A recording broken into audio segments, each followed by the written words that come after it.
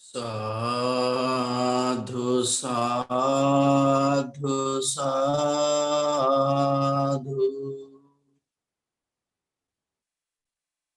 अरहं सम्मा संबुद्धो भगवा बुद्धं भगवन्तं अभिवादिमि।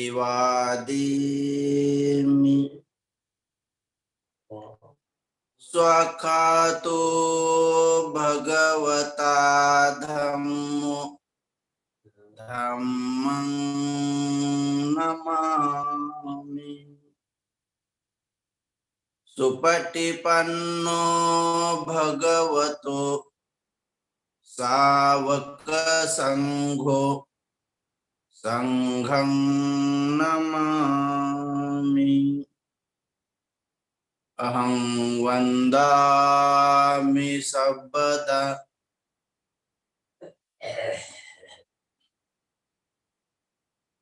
सर्वश्रेष्ठ ऐसे तीन रत्न को अभिवादन करते हुए, जिनके बदौलत ये तीन रत्न को हम पा सके, वे बोधिसत्व डॉक्टर बाबा साहब अम्बेडकर। उन्हीं के धम्म क्रांति को आखिरी के सांस तक समर्पित रहते हुए उपस्थित सभी साधक एवं साधिकाएं, उपासक एवं उपासिकाएं, बालक तथा बालिकाएं, आज के इस शुभ प्रहर पर धर्म की थोड़ी सी चर्चा हो जाए। जो कुछ प्रश्न है बचे हुए हैं, तो उनमें से कुछ प्रश्नों को अभी थोड़ा उलझे हुए प्रश्नों को सुलझा देते हैं, ताकि धर्म के मार्ग पर चलने के लिए साधक साधिकाओं को और सभी को प्रेरणा मिले। इस दुख मुक्ति के मार्ग पर चलने का वे प्रयास करेंगे। तो आओ थोड़ी धर्म की चर्चा करें। जो कुछ प्रश्न है उसे थोड़े पूछ सकते हैं।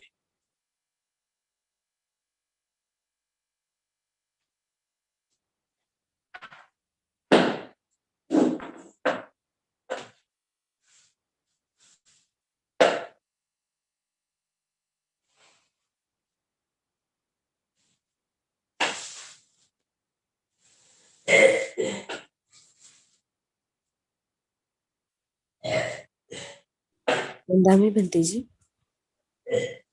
मंगल हो, कल्याण हो।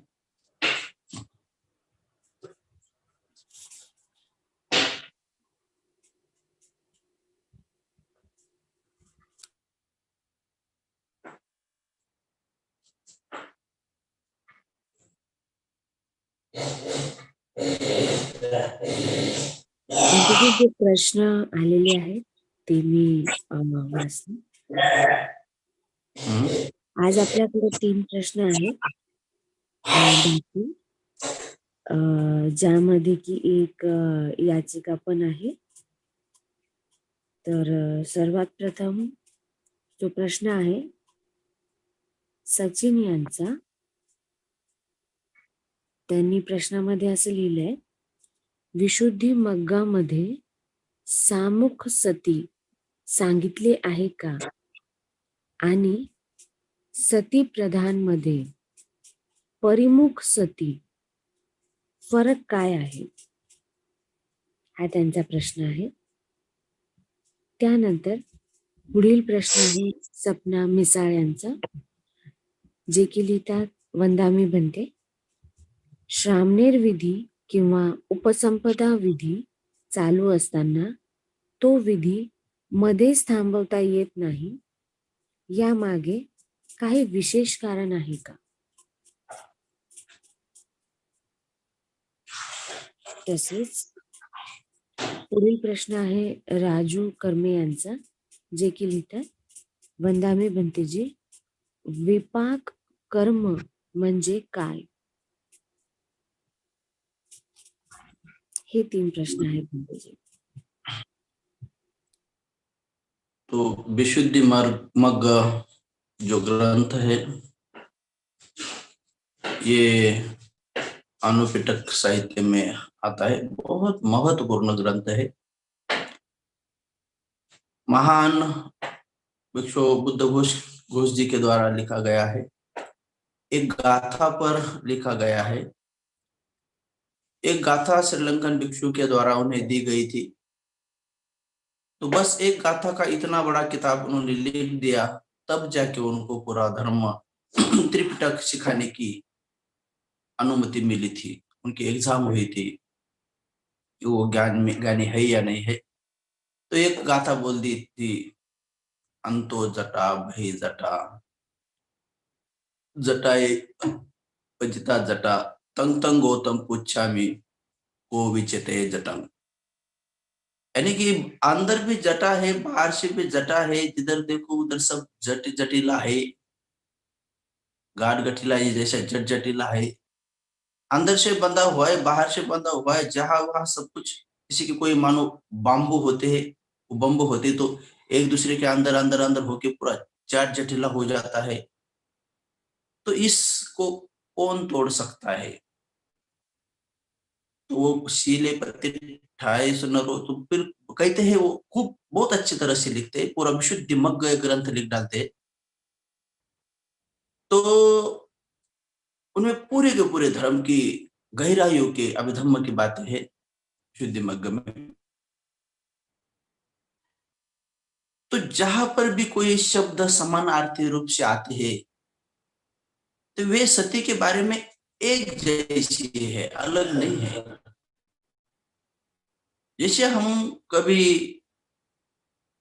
कोई माँ बेटे को बुलाए कि बेटा इधर आओ, या आ जाओ बेटा इधर, ऐसे कहने से एक ही तो अर्थ निकलता है, अलग अर्थ नहीं निकलता है। कोई पूरे परिशुद्ध ग्रामेटिकल भाषा में बात करे या कोई अपने दिनचर्या की भाषा में बात करे, तो आखिर उसका अर्थ तो समझ आता है कि माँ बच्चे को बुला रही है। तो विशुद्धि मग्ग में भी जो शब्द इस्तेमाल किए गए हैं, वे सती और महासती पट्टान सूत्र में, और ऐसे बहुत सारे सूत्र है कि जिनमें भगवान इस सती की बात करते हैं अष्टांगिक मार्ग में, तो वो वही सती होती है। और ध्यान करने के लिए जो शुरुआत कहते हैं, जो कम्मठान दिया जाता है, जो कर्म स्थान दिया जाता है, कर्म स्थान का यानी कि ऐसा एक स्थान दिया जाता है कि जहां पर हमको कर्म करना है, यानी कि कार्य करना है। जो भी कोई साधक साधिका अंतिम अरहंत अवस्था को प्राप्त करने की स्थिति में है, तो कोई विशेष पके हुए आचार्यों से, कल्याण मित्र से कोई कर्म स्थान लेते हैं कि मैं अब ध्यान में बैठते समय क्या करूं, कैसा ध्यान करूं। तो कोई एक कर्म स्थान दिया जाता है। 40 कर्म स्थानों में से एक 40 कर्म स्थान होते हैं। और क्या बोलते, खुशी की तो बात यह है कि मेरा खुद अपना एमफिल का प्रबंध ये 40 कर्म स्थान में ही मैंने कंप्लीट कर चुका हूं। तो ये 40 कर्म स्थान जो होते हैं, इन 40 कर्म स्थानों में से एक, दो, या जितना हो सकते देखते हैं आचार्य जो जानकार होते हैं, जो कल्याण मित्र होते हैं, कि जो खूब अच्छी तरह से इन 40 कर्म स्थान के जानकार होते हैं, वे उनको कर्म स्थान देते हैं साधक साधिका भिक्षुणी को। बस उसके ऊपर ही जाकर काम करना है, फिर वो अरहत बन जाते हैं, अरहत बनकर ही आते हैं, ऐसा ऐसा करो। तो वो कर्म स्थान कोई भी नहीं दे सकता है। आज के संसार में ऐसे कोई जानकार कल्याण मित्र नहीं है कि जो सामने वाले की चर्या समझ सके, क्योंकि वो चर्या देखनी पड़ती है कि ये सामने वाले की चर्या कौन सी है। चर्या यानी कि ये इसका आचरण करने का ढंग या इनका स्वभाव कैसा है, ये कौन से स्वभाव वाला है, कौन सी धातु इसकी प्रमुख धातु है। तो 6 चर्या होती है मुख्य स्वरूप से। ऐसे करते करते करते वो 89 बन जाती है, 89। 89 प्रकार की चर्या वाले लोग होते हैं। जैसे चर्या यानी कि कोई सत्व जन्म लेता है तो द्वेष मूलक प्रभाव वाला होता है। उनकी चर्या का धातु जन्म लेते समय उनका धातु, प्रधान धातु द्वेष होता है, द्वेष होता है। तो द्वेष वाले धातु को प्रधान रखते हुए ही वो जन्म लेता है, इसलिए किसी भी बात पर उनको तुरंत द्वेष आ जाता है। कुछ भी बात कहो उनको द्वेष आ जाता है, वो एकदम द्वेषी करना शुरू करता है, क्योंकि उनका जन्म का मूल आधार ये द्वेष धातु है, ये प्रमुख है। किसी किसी का लोभ धातु होता है, इतना लोभ धातु होता है प्रमुख कि उन्हें हर बात का लोभ होता है। कोई भी चीज वो हड़पना ही चाहता है, कौन सी भी चीज को हड़पना ही चाहता है। वो काम आए ना आए, लेकिन हर चीज को इकट्ठा करना चाहता है। ये लो, ये लो, ये लो, इसको लो, क्या लो। प्रधान धातु लोभ होता है। किसी किसी का प्रधान धातु मोह होता है।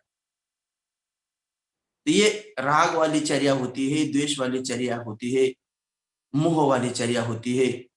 फिर ये बुद्धिचर्या होती है, किसी किसी की बुद्धिचर्या होती है, श्रद्धाचर्या होती है, फिर वितर्कचर्या होती है। ये 6 प्रमुख चर्या होती है। इनमें से फिर मिक्स होते होते होते होते कोई कोई आदमी तो राग और द्वेष ये 2 मिक्स चर्या वाला भी होता है। कोई कोई राग और मोह ये 2 मिक्स चर्या वाला भी होता है। कोई लोभ और मोह ये 2 चर्या वाला भी हो सकता है। कोई राग द्वेष मोह तीनों चर्या वाला, ऐसे कैसे मिक्सिंग होते होते कोई राग चर्या वाला और बुद्धि चर्या वाला, कोई द्वेष चर्या वाला, वितर्क चर्या वाला, ऐसे मिक्स होते होते होते होते वो 89 बन जाती है। कई कई ग्रंथों पर तो ऐसा भी वर्णन आया हुआ है कि जो बाबा साहब ने संविधान में जितने कलम लिखे हैं, जितने कलम लिखे हुए हैं, वे हर आदमी के एक स्वभाव के ऊपर एक कलम लिखा है बाबा साहब। क्या ऐसे चर्या वाला भी आदमी होगा? अगर वो आदमी ऐसा चर्या वाला होगा तो ऐसा व्यवहार करेगा, क्योंकि उसकी चर्या ऐसी है, उसका स्वभाव ऐसा है।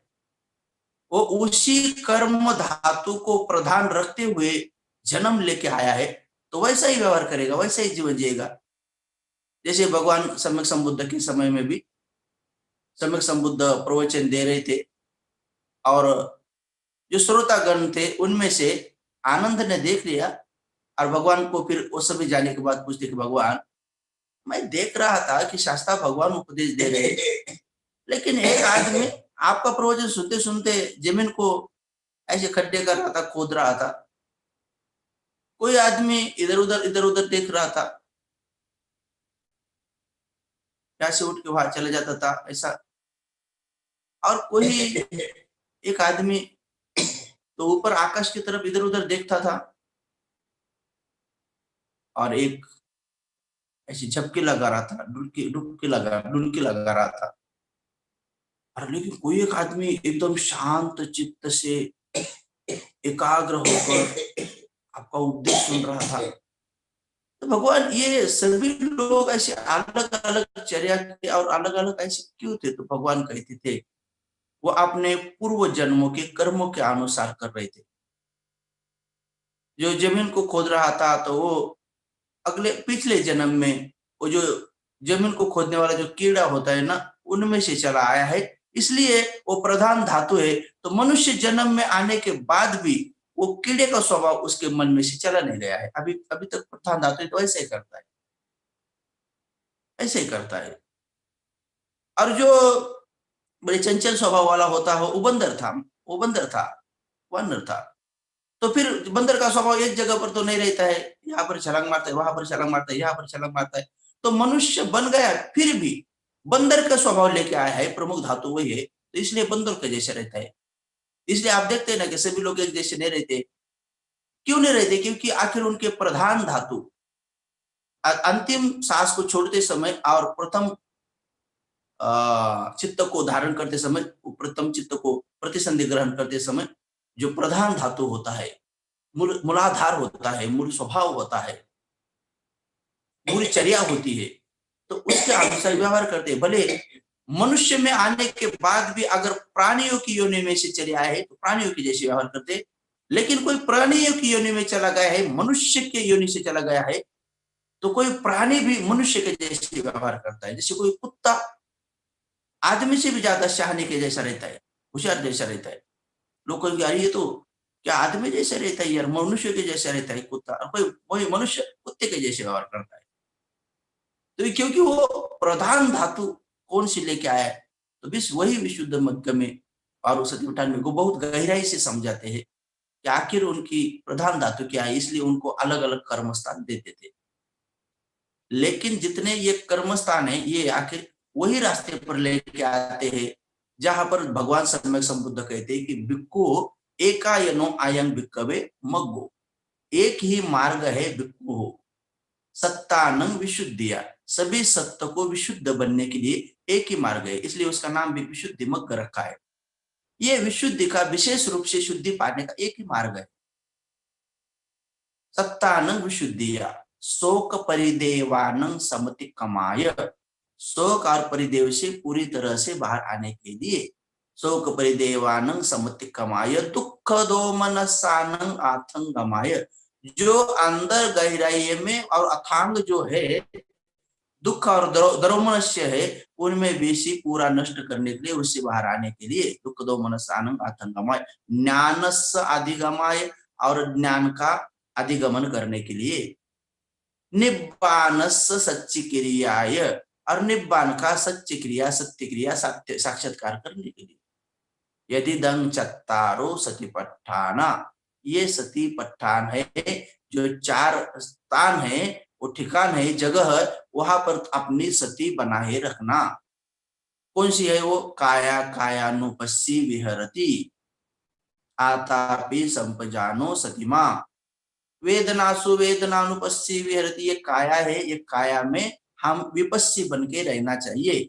ये काया में जो फीलिंग्स होती है, जो वेदना होती है, उनमें केवल ये वेदना मात्र है, वो वेदना को वेदना ही जानते हुए उसमें विपस्सी बन के रहना है। ये चित्ते चित्तानु, चित्त को केवल वो चित्त है वैसे जानते हुए हम चित्तानुपसना करनी है। उसमें जो स्वभाव विचार आते हैं, जो धर्म हो, जन्म कहते हैं उसको, तो वो विचारों को केवल वो ये धर्म है ऐसे जानते हुए वो धर्मानुपसना करनी है। ये चार उपासना है, तो करनी है तो कैसी करनी है? तो फिर विधि बताते हैं कि उजुंग कायं पनिधाय, ये काया को ऐसे उजुंग करना चाहिए, यानी कैसे सीधा रखना चाहिए, इतना भी टाइट नहीं करना चाहिए ताकि पीड़ा हो, और इतना भी ढीला न करना चाहिए ताकि नींद आ जाए। इतने भी आंखें घट्ट नहीं बनानी चाहिए ताकि तकलीफ हो, और इतनी भी खुली ना हो ताकि मन एकाग्र न हो। इतना भी मुंह ऐसा घट्ट नहीं बंधना चाहिए ताकि तकलीफ हो, और इतना खुला भी नहीं रखना चाहिए ताकि कि उनमें से कुछ लाल आदि बाहर आती हो।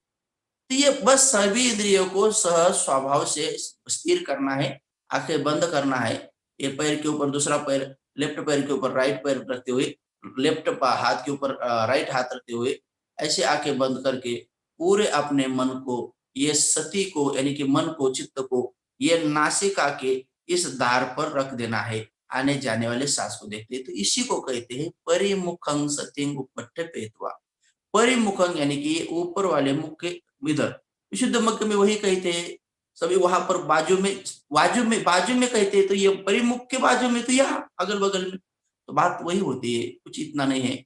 आप कहाँ रहते हैं? तो हम उनके नजीक रहते हैं, तो कोई कहते हम उनके बगल में रहते हैं, कोई कहते हाँ हम उनके एकदम साथ में रहते हैं। तो बात ग्रामेटिकल की हो या कोई समझाने वाली हो, तो बात अलग नहीं है, एक ही है। विशुद्ध मध्य में हो या सतीपट्ठाना में हो या और ग्रंथ और भी कुछ सूत्र है, उनमें जैसे भगवान गिरिमानंद में भी समझाते हैं, तो उनमें ये सभी बातें वही होती सती की कि मन एकाग्र करने की विधि, सहज स्वाभाविक आने वाले साहस को देखने के लिए भगवान कहते आपका मन ये नासिका के ऊपर और नासिका ऊपर वाले ओठ के ऊपर, नासिका के नीचे, यहाँ पर अपना मन हो, सांस पर हो। और वो सांस सभी जाति धर्म गोत्र अलग अलग भाषाओं के अलग अलग देशों में रहने वाले सभी मानव प्राणी के लिए ये सांस समान रूप से है, इसलिए समान कर्म स्थान देते हैं। ये समान कर्म स्थान सभी के लिए एक जैसे लागू होता है, इसलिए चाहे 40 कर्म स्थानों में से भी आ जाए, आखिर सांस में ही आना पड़ता है। और फिर संवेदना को देखते देखते अनित्य बोध को जगाते हुए, फिर साक्षी भाव को रखते हुए, समता भाव को पुष्ट करते हुए, फिर उपेक्षित बनकर ही कोई आगे की अभिज्ञाओं को और आगे के ध्यान ध्यान को और उससे ज्यादा गहराई प्रज्ञा द्वारा देखते हुए वो मार्ग को या फल को प्राप्त हो सकते हैं। तो यही समझना चाहिए कि दोनों का भी जितने भी भगवान सम्यक संबुद्ध जहां जहां भी कोई बात समझाएंगे, चाहे पाली के शब्द अलग अलग क्यों ना आए, तो उनके अर्थ और उनका मतित अर्थ, उनका हितार्थ, उनका कल्याणार्थ वही निकलता है। और दूसरे प्रश्न है, हम कभी कभी किसी प्रश्न में ऐसे खो जाते हैं कि हम दूसरे प्रश्न भूल जाते हैं कभी कभी। तो एक एक प्रश्न अगर थोड़े से पूछा जाए तो बहुत अच्छा होगा। हो बनते जी। कि, हम्म,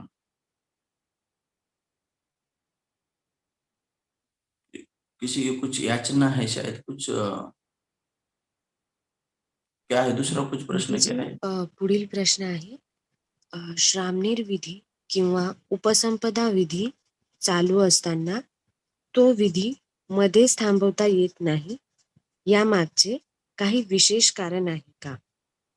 माई देखो, ये इतनी बड़ी पवित्र महत्वपूर्ण विधि होती है, मानव कल्याण के लिए, जन्मों जन्मों के भवबंधन से पार होने के लिए इतना बड़ा मन का ऑपरेशन और इतने बड़े मन को शुद्ध बनाने वाली वो विधियां होती है कि उनको इन सभी अंधकारों में से उजाले की तरफ लेके जाने वाली महत्वपूर्ण भगवान सम्यक संबुद्ध की बातें उन्हें समझाने शुरू होती है। जैसे कि मानो किसी का ऑपरेशन, अगर ऑपरेशन थिएटर में डॉक्टर है, नर्स है, भूल देने वाले भी डॉक्टर है और भी कुछ सेवक है, ये सब कुछ है, और उन सबको देखते हुए वो बेचारे काम कर रहे, पेशेंट है, उनका ऑपरेशन चल रहा है, तो ऑपरेशन उनका पेट फाड़ दिया और अभी अभी पेट फाड़ दिया और बीच में अभी अभी रुका दिया, अभी पेट फाड़ दिया, ऑपरेशन की जो कुछ गंदगी है जो कुछ निकालना है, तो फिर अभी बीच में कहेंगे कि नहीं चलो अभी थोड़ा हमको काम है, आधे घंटे तो थोड़ा मोबाइल पर बात करेंगे, ये करेंगे। अगर बीच में रोका देंगे तो क्या होगा? बीच में रोक देंगे तो क्या होगा? बेचारे का ऑपरेशन हो रहा है, तो कोई डॉक्टर हो और वो बीच में ऑपरेशन को रोक दे तो क्या हो? तो किसी भी बात को बीच में रोकना अच्छा नहीं। जैसे कि कोई बस हो और बीच में ही खड़ी कर दी, तो कितने लोग आगे पीछे से चिल्लाते पी पी पी पी करके पौ पौ पौ करके कितने हार्न बजाते हैं, कोई कोई गुस्से से आके बोलते अरे क्यों मर रहा है बीच के अंदर, हट जा बाजू में, हट जा। तो बीच में रुकने के बाद तो लोग कितने कितने ये करते हैं, परेशानी करते हैं। कोई भी अगर बीच में ही कोई पार्किंग में अगर कोई गाड़ी भी लगा दे तो कितनी परेशानियां होती है। तो कोई भी चीज अगर मान लो कि कोई महिला है, वो बेचारी खाना बना रही है और खाना बना रही है और बीच में रुका दिया, तो कौन सी भी बात हो बीच में अगर रुक जाती है, बीच में ही रुक जाती है, पूरी नहीं होती है, तो पूरी नहीं होती है तो पूरे होने के जो लाभ होने पड़ते हैं वो नहीं मिलते हैं ना। पूरे होने के बाद ही लाभ मिलेगा, क्योंकि कोई अगर किसी गांव में हम जा रहे हैं किसी गांव में किसी काम की वजह से जा रहे हैं, बीच में रुक गए, तो बीच में रुकेंगे तो क्या मतलब होगा उसका? जिस काम के लिए जिस गांव में जा रहे थे बीच में रुक गए, तो फिर बीच बीच में जो जिस जिस बात के लिए रुक गए वो तो होगा, लेकिन जिसके लिए जा रहे थे तो वो तो नहीं होगा। तो इसलिए जो महत्वपूर्ण बात होती है, क्योंकि कभी-कभी कोई भिक्षु वो विधि करते-करते ही अरहंत हुए हैं। बहुत सारे भिक्षु ऐसे, जैसे शिवली बंते जी की विधि चल रही थी। जैसे कि श्रामणेर विधि करते, तो श्रामणेर विधि कहते समय ऐसे घुटने पर बिठा देते। जैसे आप 6 दिसंबर के समय आप लोगों को लाइव दिखा देंगे। तो घुटने पर बिठा देते हैं और घुटने पर बैठने के बाद हाथ जोड़ के बस उनको चिवर पहनाने के समय एक भगवान बुद्ध के द्वारा बताई हुई एक गाथा को दोहराते हैं। ऐसे सर पर वस्त्रा कहो या मुंडन करने का कोई आजकल कहो हम झेलेटे आदि जो कुछ भी है, तब मानो यहाँ पर रखते हुए एक उनसे गाथा बुलवाते हैं कि कैसा, लोमा, नका, दंता, तचो, ऐसे बोलते फिर उसको उल्टा भी बोलते केसा, लोमा, नखा, दंता, तचो, तचो, दंता, नखा, लोमा, केसा। यानी कि इसका मतलब क्या होता है कि देखो ये पूरा शरीर 32 प्रकार से गंदगियों से भरा पड़ा हुआ है। उसकी शुरुआत यहां से होती है। देखो केस है, ये केस है, ये लोम है शरीर वाले, ये नख है, दंत है, ये त्वचा है, ऐसे पूरे 32 प्रकार से भरे हुआ है गंदगी का शरीर है। तो ये पूरे इतने शुरुआत करते हैं, फिर बाद में 10 दिन रहो या जितने ज्यादा दिन रहते हैं उनको पढ़ाते हैं। लेकिन शिवली भंते जी अनेक जन्मों की पुण्य पारमिता लेकर आए, तो कुछ नहीं, बस यहाँ पर सारिपुत्र भंते जी के द्वारा बस इतना ही कहा, केसा, लोमा, नखा, दंता, त्वचो, अरंत बन गए। बस अरंत बन गए, इतने में बन गए। ये कर्म कर्म धातु बस इतना ही देख लिया कि केसा, लोमा, नखा, दंता, त्वचो, तो अरंत बन गए। तो न जाने बता नहीं सकते कि कोई श्रावण विधि के समय ही अरंत बने या कोई उपसंपदा होते समय अरंत बने, पता नहीं, बता नहीं सकते उनकी कौन सी पारमिता पूरी हो चुकी है, हो सकते हैं। इसलिए इस विधि को इतना इतना बड़ा महत्वपूर्ण दिया है ताकि भिक्षु लोग ये अगर श्रावणेर विधि चालू रहे तो जब चाहे तब खाना खा सकते हैं। 12 के बाद जब अगर 2 भी बजे या 3 बजे तभी भी खा सकते हैं, सील नहीं टूटता है। ऐसे पांच पांच पांच समय है कि भिक्षु लोग उस 5 समय में 12 के बाद भी खाना खा सकते हैं, सिर कोई टूटता नहीं है।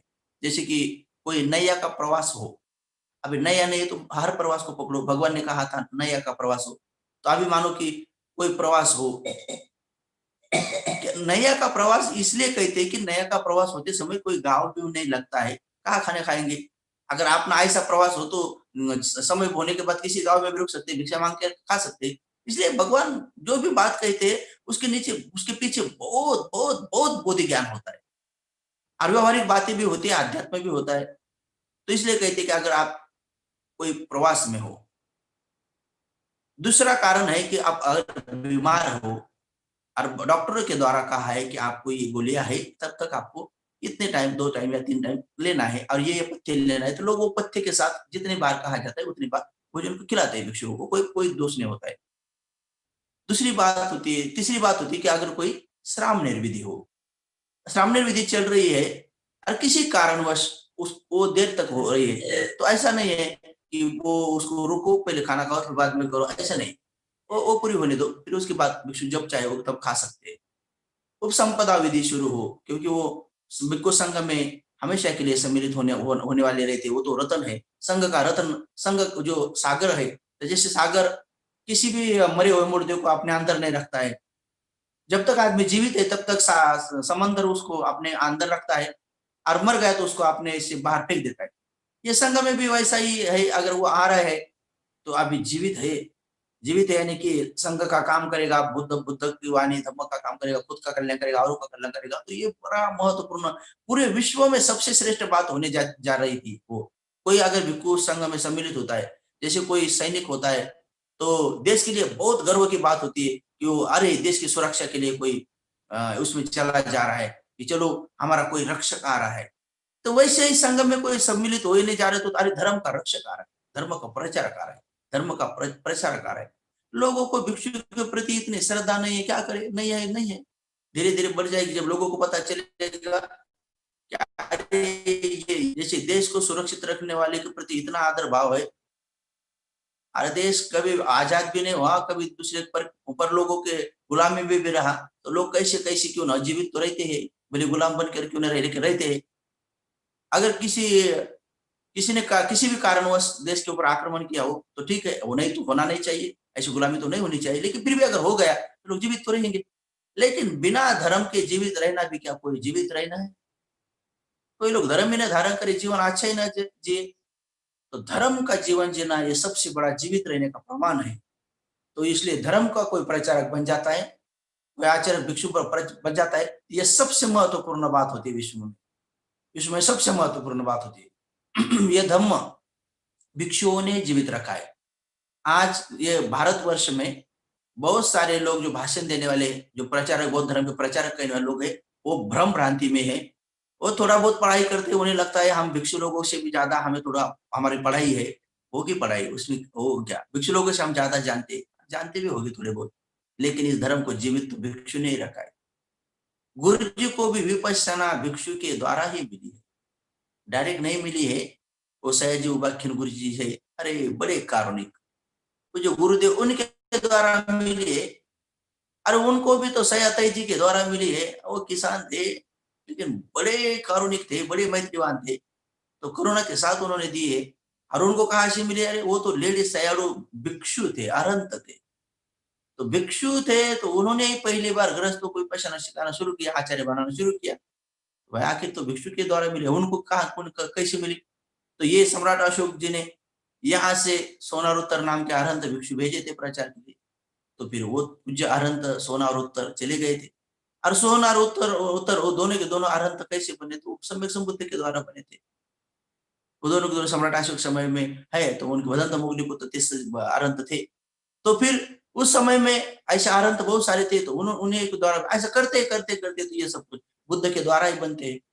जो बुद्ध बुद्ध बुद्ध ही सबको ये धर्म सिखाते हैं, बुद्ध के द्वारा ही अरहंत बन पाते हैं, उनके धर्म को धारण करते हुए।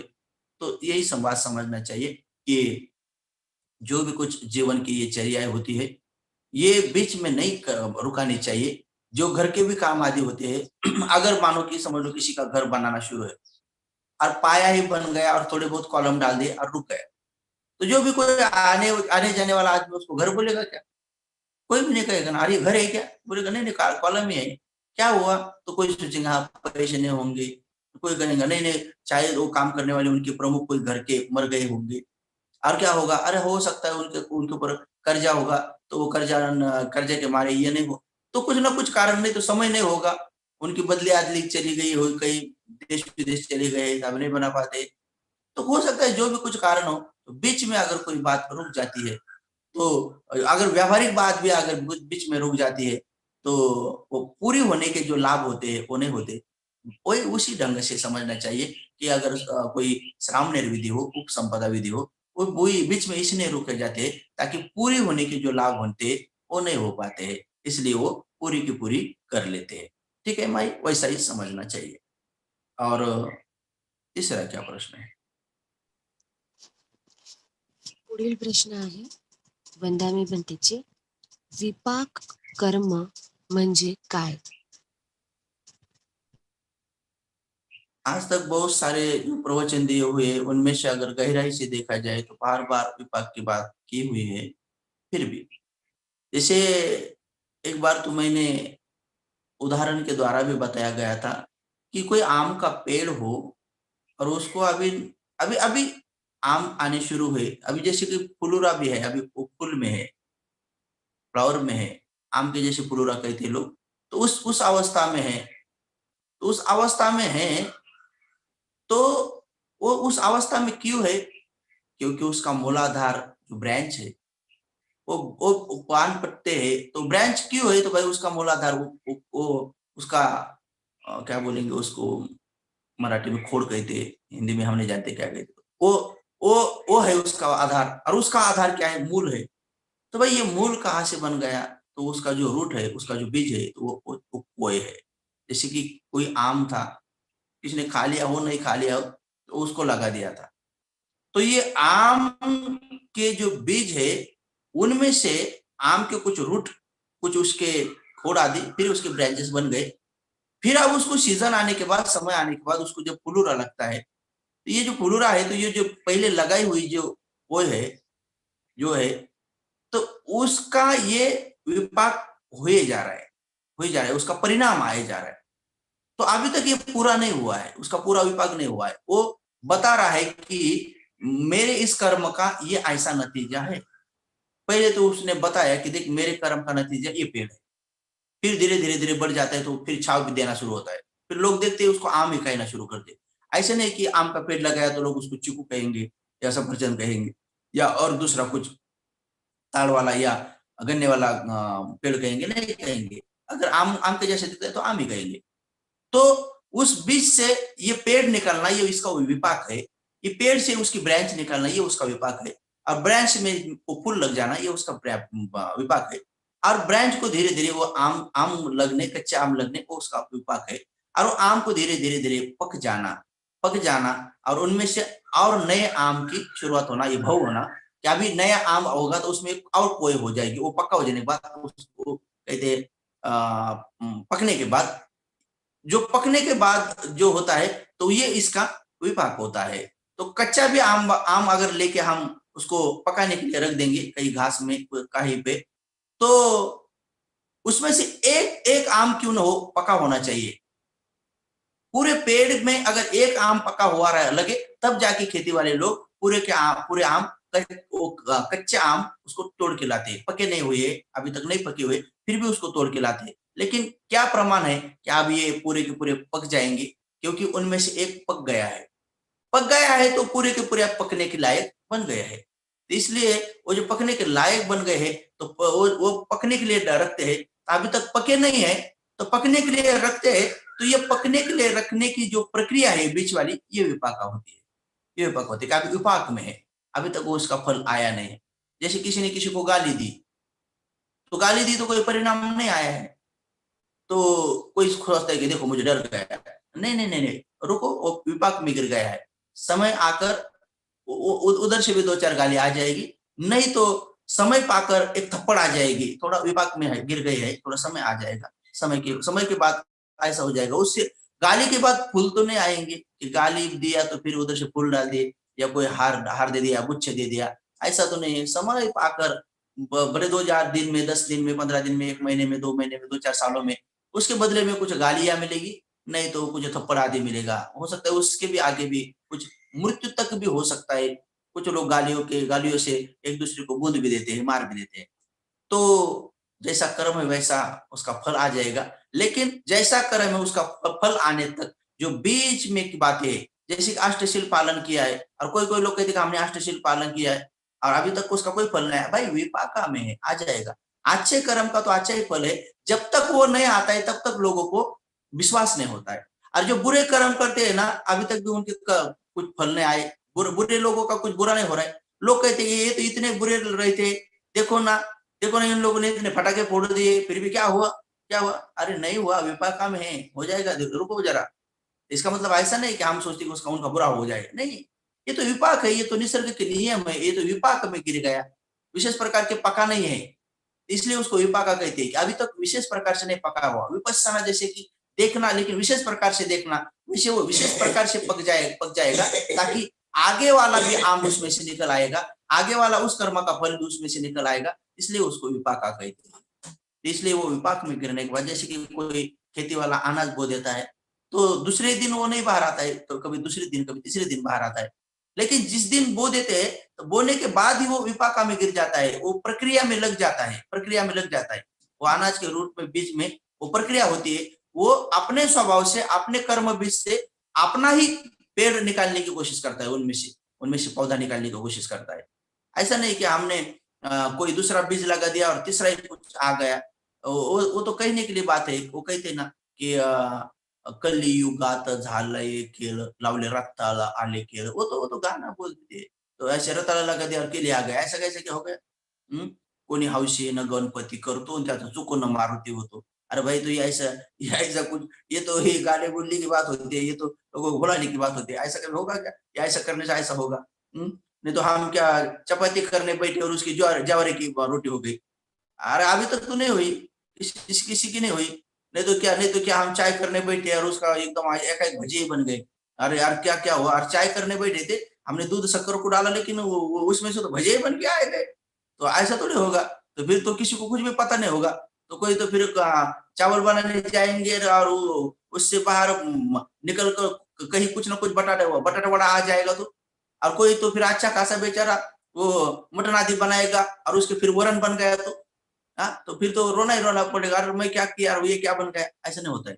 कर्म होता है तो उसका वही फल आता है। लेकिन बीच में जो होता है विपाक होता है, इसलिए लोग को मानते नहीं। लोग अच्छे कर्म के फल जब तक नहीं आते तब तक वो मानते नहीं। लोग बोलते यार कुछ नहीं होता है, खाओ पियो मजा करो, क्या होता है। अरे क्या होता है, बोधिसत्व ने दिया है। और उसके विपरीत भी रही तो कहा बोधिसत्व देखने के लिए, भाई आपके कर्म को देख रहे हैं, आपके खुद के कर्म को देख रहे हैं ना। जो हिंदू धर्म के आचरण आदि करेंगे तो उसके परिणाम आ ही जाएंगे। बिल्कुल आते ही है। कर्म के कर्म के फल तो आते ही आते हैं। यह संसार में कोई भी उसको रोकने वाला नहीं। हाँ, बुरे कर्म के परिणाम अगर कम करने हैं तो अच्छे कर्म का इतना बड़ा ये पहाड़ खड़ा करो, ताकि ये बुरे कर्म आके उसको टकराने के बाद भी ज्यादा कुछ परिणाम नहीं पा सके। जैसे कि महामोगल्यान भंते जी कि कुछ कर्म थे लेकिन भगवान सम्यक संबुद्ध के द्वारा अरहंत बन गए, तो पहाड़ के जैसे बन गए। तो फिर वो कर्म फल आने के बाद भी कुछ ने अपने पूरे शरीर को इकट्ठा करके फिर भगवान सम्यक संबुद्ध के पास जाके फिर परिनिवृत्त होने की याचना करते हैं। तो अनंत थे, इसलिए कितना भी कुछ परिणाम आया तो मैत्री नहीं छोड़ी, कोरोना नहीं छोड़ी। तो उस शरीर में इतना बड़ा सभी लोगों ने भूगा भूगा चुरा चुरा कर दिया, फिर भी मैत्री नहीं छोड़ी, क्योंकि पहाड़ के जैसे पूरे कर्मों को बना चुके थे, अरहंत बन चुके थे। तो यही समझना चाहिए। तो विपाका वैसे ही होता है कि जब तक उसका कर्म का परिणाम नहीं आता है तब तक वो उन प्रक्रिया में रहते हैं, इसलिए उसको विपाका कहते हैं। ठीक है, तो आज के लिए इतना ही महत्वपूर्ण बातें हैं। जो लोगों के जन्म दिवस आज है या कल कल थे, उन्हें मैत्री नहीं दे पाए, जो बेचारे जिनके कोई रिश्तेदार कल हॉस्पिटल में थे, कहीं थे, तो प्रश्न में नहीं आ पाए, तो आज भी मैत्री देने से उनका उतना ही लाभ होगा। तो जिन जिन के भी खुद के हो, किसी के पत्नी बीबी के हो, बीबी के हो, किसी के बाल बच्चे के हो, किसी के मेहमान के हो, कोई किसी के रिश्तेदार कोई बीमार आदि हो, वो सब का मंगल हो। मेरे अर्जित पुण्य में भाग सभी का हो,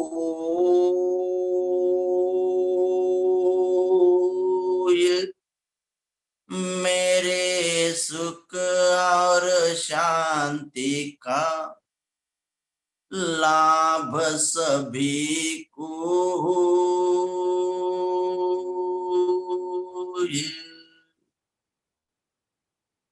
मेरे अर्जित पुण्य में भाग सभी का हो,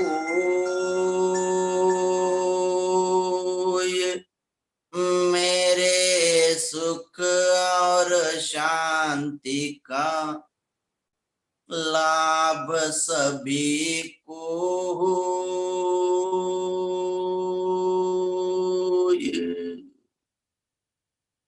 सबका मंगल हो,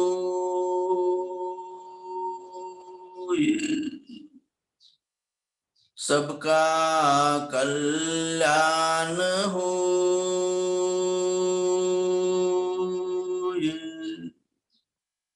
सबका मंगल हो। भवतु सब मंगलं, भवतु सब मंगलं, भवतु सब मंगलं।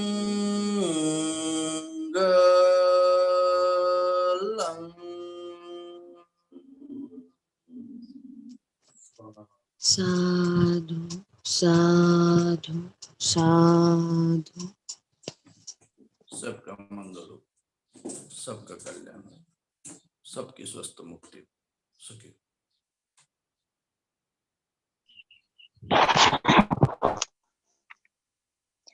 आज आपण इथेच थांबणार आहोत. कोणाचे काही पर्सनल क्वेश्चन असणार तर कमेंट बॉक्समध्ये भंतेजींचा नंबर शेअर केला आहे. आपण त्यांना पर्सनल कॉल किंवा मेसेज करून विचारू शकता. सर्वांनी व्हिडिओला लाईक करा व शेअर करून आपली पुण्यपारमिता अर्जित करा. तसंच ज्ञान सत्यशोधक या चॅनलला सबस्क्राईब करून बेल आयकॉन प्रेस करा, जेणेकरून तुम्हाला पुढील प्रवचनचे नोटिफिकेशन मिळत राहील. वंदामी भंतेजी. सर्वांचे मंगल. सर्वांना मैत्रीपूर्ण जय भीम.